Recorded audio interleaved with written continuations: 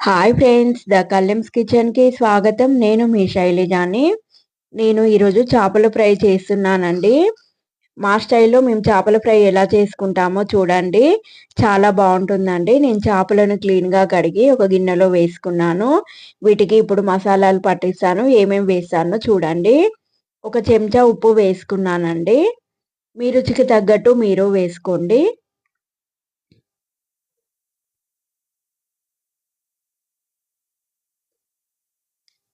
ఇప్పుడు కారం వేస్తున్నాను. ఒక చిన్న గరిటెడు కారం వేసుకున్నానండి. ఎందుకంటే చేపలు నీచు వాసన వస్తాయి కాబట్టి అందుకని కొంచెం స్పైసీగానే ఉండాలి. ఉప్పు, కారం వేసుకున్నాను. తర్వాత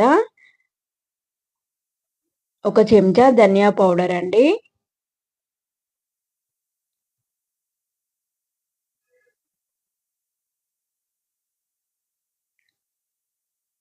ఒక పావు చెంచా గరం మసాలా.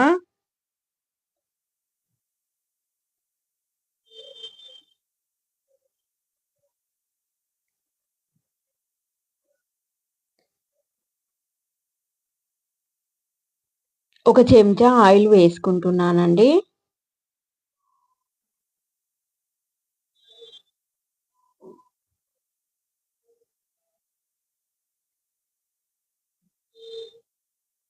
ఇప్పుడు అంతా పట్టిస్తున్నాను. ఎందుకంటే ఆయిల్ వేసి కలపడం వలన ఉప్పు, కారము, మసాలాలన్నీ ముక్కలకి చాలా బాగా పడతాయి. ఇప్పుడు ఒక చెంచా అల్లం పేస్ట్ వేసుకుంటున్నానండి. అది కూడా వేసుకొని మొత్తం కలిపేసుకోవాలి.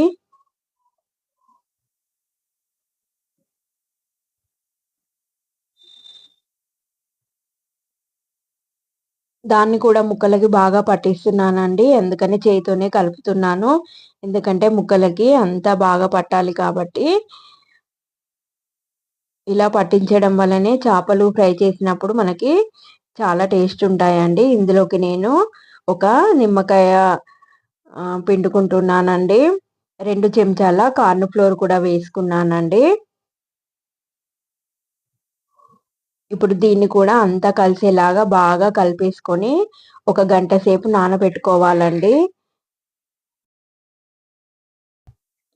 ఇప్పుడు ఇలా నానబెట్టిన దాన్ని ఫ్రై చేసుకోవాలండి. నేను డీప్ ఫ్రైకి ఎంత ఆయిల్ అవసరమో అంతే వేసుకున్నానండి. ఎక్కువ ఆయిల్ వేసుకొని వేస్ట్ చేసుకోకూడదండి. ఎందుకంటే ఇది నాన్ వెజ్ వేయించడం వలన మనము ఆయిల్ మళ్ళీ వేరే దానికి యూజ్ అవ్వదు. మళ్ళీ ఒకసారి వేడి చేసిన ఆయిల్ మళ్ళీ వాడడం వలన హెల్త్ ప్రాబ్లమ్స్ వస్తాయి కాబట్టి అందుకని కొంచెం కొంచెం వేసే వేయించుకోవాలండి. కొంచెం లేట్ అయినా పర్వాలేదు కానీ కొంచెం నూనెతోనే మనము ఫ్రై చేసుకోవాలి.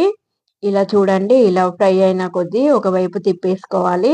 ఇలా ఫ్రై చేసుకోవాలండి. మామూలుకి గుండుగాడికి ప్రోగ్రెస్ కార్డ్ ఇచ్చారండి. అది పట్టుకొని వచ్చినారు.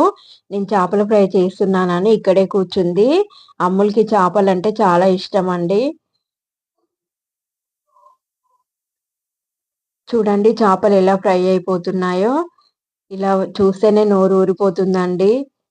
ఈ చేపల ఫ్రైని పప్పుచారుతో గానీ, రసంతో గానీ, టమాటా చారుతో గానీ తింటే చాలా బావుంటుందండి. ఉట్టిగా కూడా తినొచ్చు. చేపలు ఆరోగ్యానికి కూడా చాలా మంచివి కదండీ!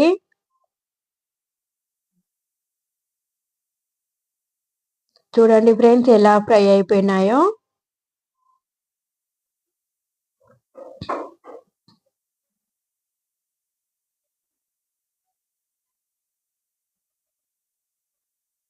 నేను కొంచెమే నూనె వేసుకున్నాను కాబట్టి రెండుగా వేసుకొని ఫ్రై చేసుకుంటున్నానండి.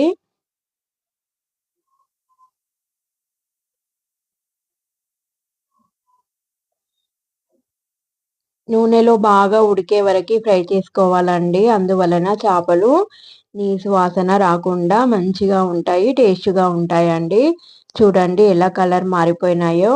లోపలి వరకి ఉడుకుతాయి. పచ్చిగా కూడా ఉండకుండా చేపలు చాలా బావుంటాయండి ఫ్రై చేసినా కానీ.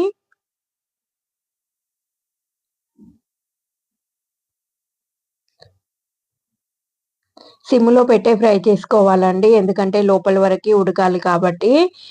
ఫుల్‌గా పెట్టడం వలన పైపైన మాడిపోతుంది. లోపలంతా పచ్చిగా ఉండిపోతుంది. అలా తినడం వలన చేపలు అంత టేస్ట్‌గా అనిపివ్వవండి. నేనైతే సిమ్‌లో పెట్టే చేసుకుంటున్నాను. ఇప్పుడు దీనికి నేను కొంచెం మసాలా ప్రిపేర్ చేసుకుంటానండి. మళ్ళీ దీన్ని పోపు పెట్టుకుంటాను. దాని వలన ఇంకా టేస్ట్ బాగుంటుంది. చూడండి ఎలా చేశానో. నేను ఒక 10 వెల్లుల్లి రెబ్బలు తీసుకున్నానండి. వాటిని కచ్చా పచ్చాగా కొట్టుకుంటున్నాను. దాంట్లోకి ఒక పావు చెంచా కారం వేసుకున్నానండి. దాన్ని కూడా దాంట్లో కలిసేలాగా 2 కలిపి కొట్టేసి పెట్టుకుంటున్నానండి. ఇప్పుడు నేను ఫ్రై చేసిన ఆయిల్ ఉంది కదండీ! అందులోనే ఒక రెమ్మ కరివేపాకు కూడా వేసుకున్నాను. ఇప్పుడు ఆ కరివేపాకు ఫ్రై అయిన తర్వాత ఈ వెల్లుల్లిది కూడా ఇందులో వేస్తున్నానండి. ఇందులో వేయడం వలన దీని ఫ్లేవర్ చాలా బావుంటుందండి. చేపలకు పట్టుకొని చాలా టేస్టీగా అనిపిస్తుంది. నేనైతే ఇలాగే చేస్తాను. నేను 2, 3 రకాలుగా చేస్తానండి. ఎప్పుడూ ఒకేలాగా చెయ్యను. అప్పుడప్పుడు మార్చి మార్చి చేస్తాను. మీకు కూడా చూపిస్తానండి ఆ వీడియోలన్నీ. చూడండి ఇలా ఫ్రై చేసి తర్వాత ఆ ఫ్రై ముక్కలని ఇందులో వేసుకొని 2 కలిపేసుకోవాలండి. ఈ చేప ముక్కని పప్పుచారు అంచుకు పెట్టుకొని తింటే చాలా టేస్ట్ ఉంటుందండి. మీరు ట్రై చేయండి ఫ్రెండ్స్. నా చేపల ఫ్రై రెడీ అయిపోయిందండి. చూడండి ఎలా ఉందో. చూస్తేనే నోరూరిపోతుంది కదండీ!